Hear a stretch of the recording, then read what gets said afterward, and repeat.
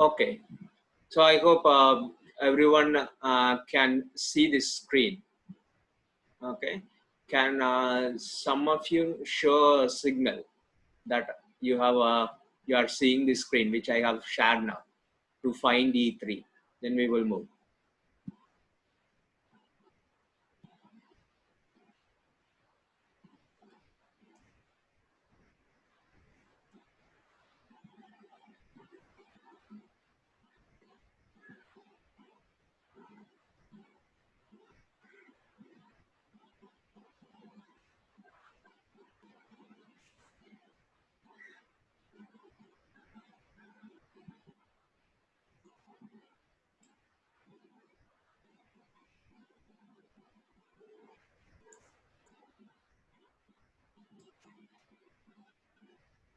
Jai Vignesh. Yes, Jai sir. Vig. Yeah. Yes, sir. Can you see the screen now? Yes, sir. Yes, sir. Okay. Then I hope everyone is saying that. Okay. Fine.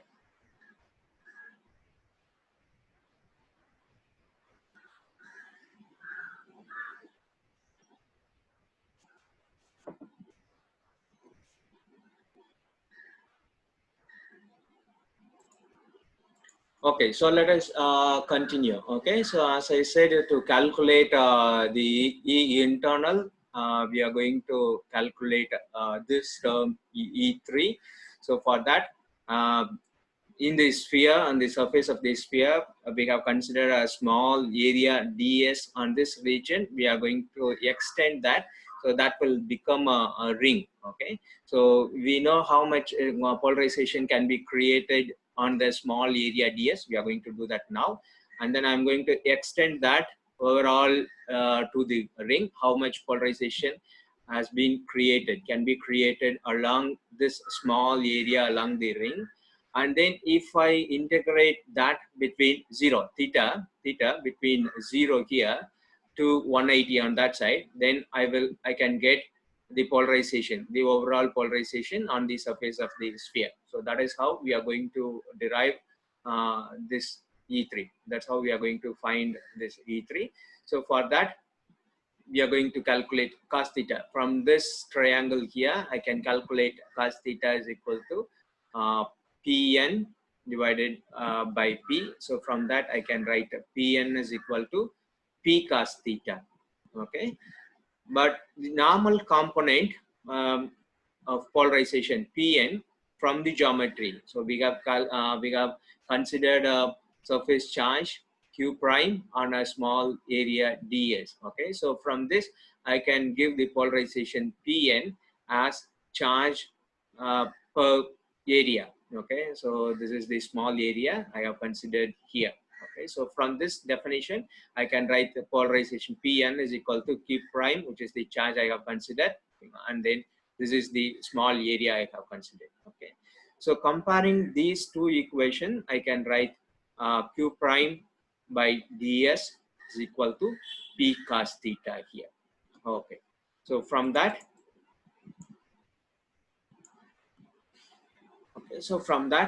Q prime is equal to P ds cos theta, simply. Okay, so from the Coulomb's law, Coulomb's force, which is given by product of the two charges, it is inversely proportional to the square of the distance.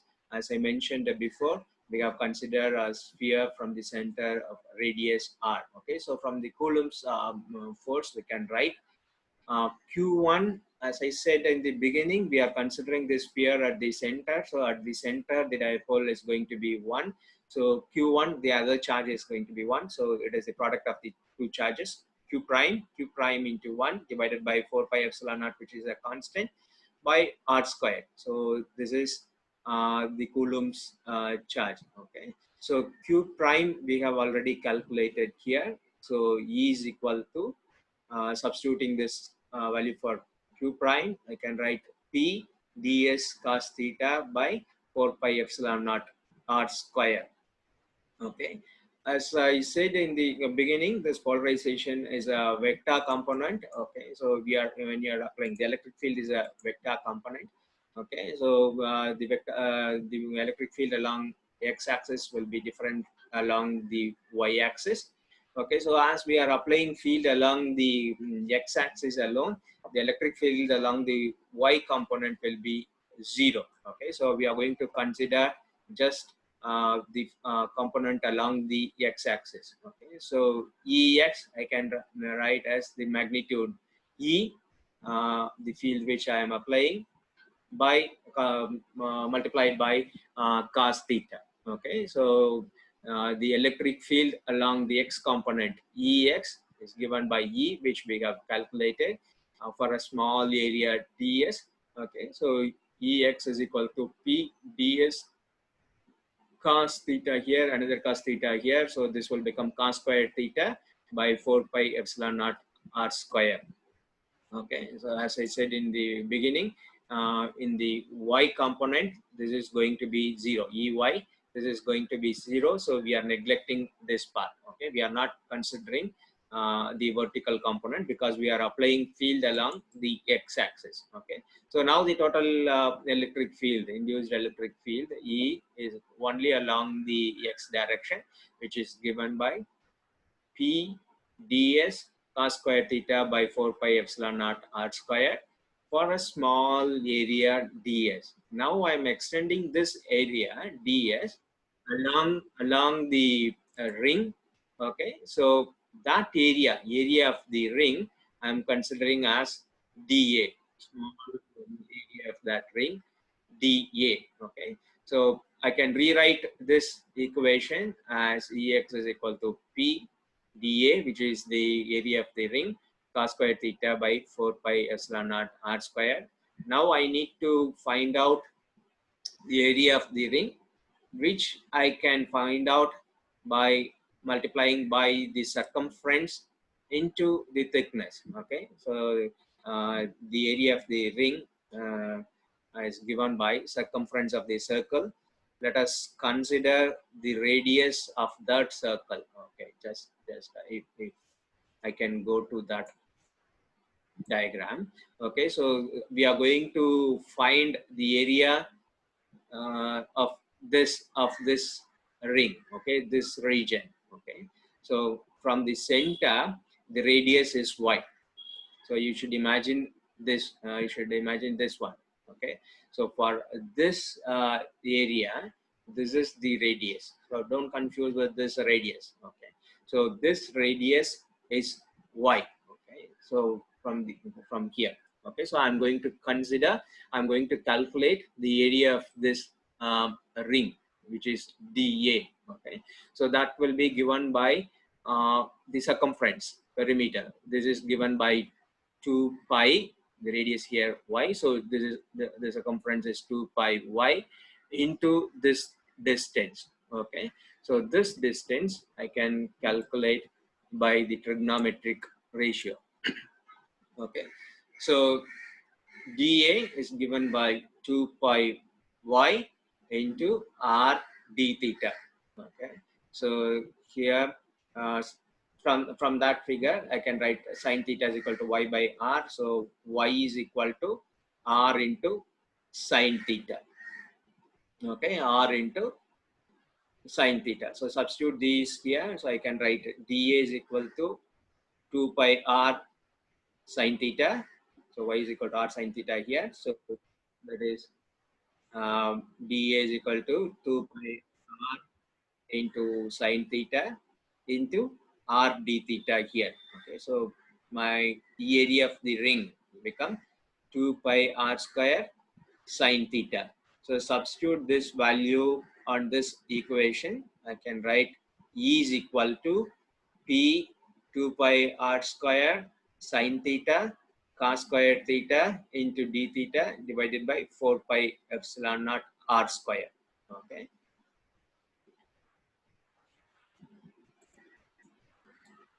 So if I simplify that, this 2 and 2 will 4 here. So if I simplify that, I will get P cos square theta sine theta d theta by 2 epsilon naught. Pi and pi will get cancelled, and the r square will get cancelled. So this is the term for E, okay, for a small ring at a angle d theta. Okay, so this is P cos square theta sine theta d theta divided by 2 epsilon naught. So if I integrate that from 0 to pi, I will get the field along the surface of the sphere, all over the sphere. So I'm going to integrate that between 0 to pi. So this is the value p cos square theta sine theta d theta by 2 epsilon naught. Okay, so with respect to theta, this p by 2 epsilon naught is a constant, so I can take that out. So this is integral 0 to pi cos square theta sine theta. So if I integrate this using your simple UV function, you consider uh, u as either cos square theta d theta, u as a cos square theta, or u as sine theta, and you can find out a du. Okay, so this I can simply integrate. The value will be 2 by 3. Okay, so just use this UV formula. Okay, UV dx. Okay, so if you integrate that, the value of this will become 2 by 3. Okay, so substitute that here. So I will be having p by 2 epsilon naught into 2 by 3. So my E3 will become p by 3 epsilon naught. So that is the electric field stored along the surface of the sphere. My total internal field, okay, internal field is E, which is this E belongs to the external applied electric field E1, sum of E1 and E2. So this is E plus P by 3 epsilon naught. Okay, so in the ANNA University examination, if they ask derive an expression for internal field or Lorentz field, you can stop with this one. Internal field or Lorentz field is given by E plus E internal is equal to E plus P by 3 epsilon naught. You can stop with that. But if they ask you to calculate Clausius-Mossotti relation from Lorentz field or from internal field, then you should do the following derivation also. Okay, so you should not stop here. You should do the Clausius-Mossotti relation equation also. Okay, but if they ask to stop, if they ask just internal field or Lorentz field, you can stop here. You don't have to do the Clausius-Mossotti relation. If they ask specifically Clausius-Mossotti equation, then from the Lorentz field, you should do this thing. Okay, Clausius-Mossotti equation. Okay, so by definition, the displacement, okay, the starting you would have studied the definition. Displacement is given by epsilon times E. Okay, so this again I can write epsilon naught E plus the induced polarization P. Okay, so from this equation, this is like epsilon E is equal to epsilon naught E plus P. Okay, so just by simple simplification, I can write E is equal to P by epsilon minus epsilon naught. Okay, so we know the P internal here, this E term. Okay, so E internal is equal to, substitute this value for E here. So E internal is equal to P by epsilon minus epsilon naught plus P by 3 epsilon naught, this value. Okay, just simplify this by taking LCM.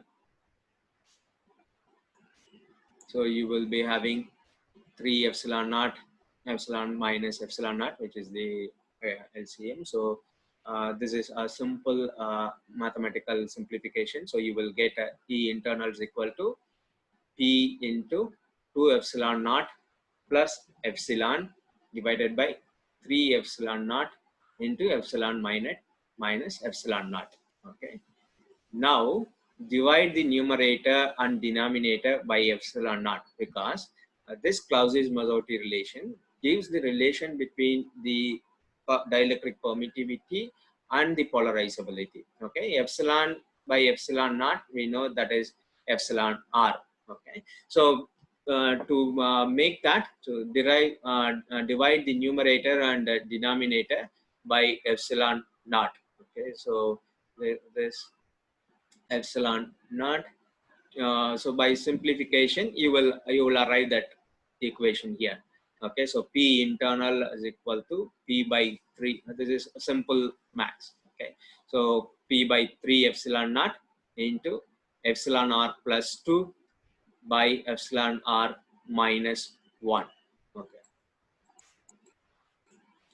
So from the definition of a polarization, the total polarization, we can write P is equal to N alpha and then E internal. Okay, so this is the total number of dipoles, this is the polarizability, and this is the applied field, internal applied field. So from this, I can write E internal is equal to P by N alpha.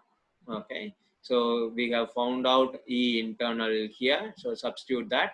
So P by N alpha is equal to this term, P by 3 epsilon naught epsilon r plus 2 by epsilon r minus 1.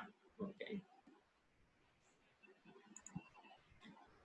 just by rearranging this term, just by rearranging this, I can get this one. Okay, so N alpha by 3 epsilon naught is equal to epsilon r minus 1 by epsilon r plus 2. So this is called as Clausius-Mossotti relation. So this is alpha is not a subscript. You should change that. This is N into alpha. Okay, so N alpha divided by 3 epsilon naught is equal to epsilon r minus 1 by epsilon r plus 2. Okay, so now this is epsilon naught is the constant, which is dielectric permittivity of a free space. You know that constant. Okay, so if they give the total number of atoms and polarizability, okay, so you can calculate the dielectric permittivity. Sometimes in the problem they will ask, so you should remember this equation, Clausius-Mossotti equation. Okay, just this equation alone. Okay, N alpha by 3 epsilon naught is equal to epsilon r minus 1 divided by epsilon r plus 2. Okay, so this is how you can derive Clausius-Mossotti relation from the internal field or Lorentz field. Okay, so these two derivations on the dielectric part are very important. So go through these two derivations, study that, and then as I said before, write.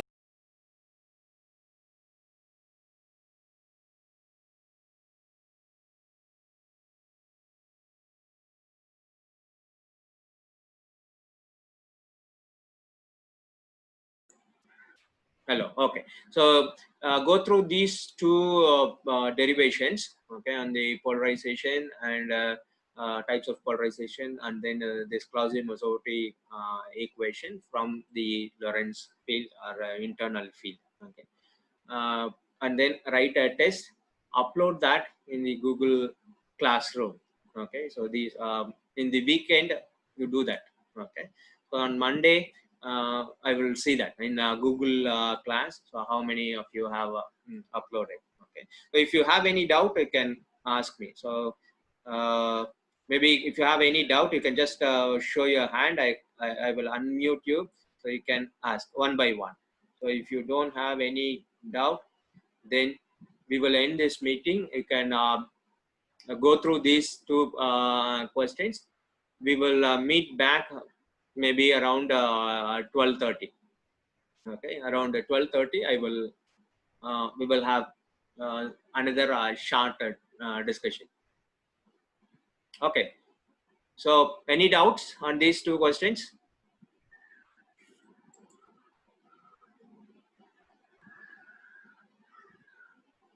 So none of you are showing any signal. So I hope you have understood. Go through that. Okay. So we will meet again around 12:30.